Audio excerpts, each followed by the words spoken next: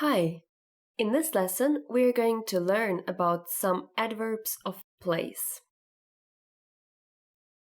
In English, we say only outside, upstairs. But in Norwegian, such adverbs have two forms.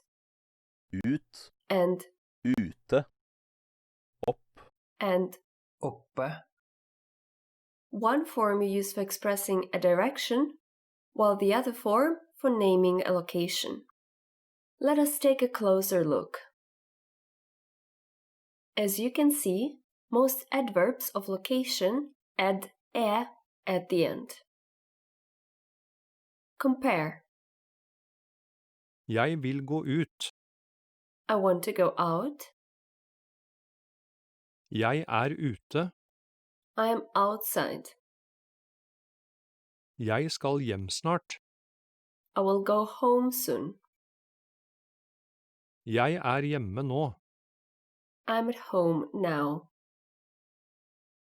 So the first form expresses the movement towards a place. The other form expresses the location itself, the state of being there. Ut, out, is a direction. Ute, outside, is a location.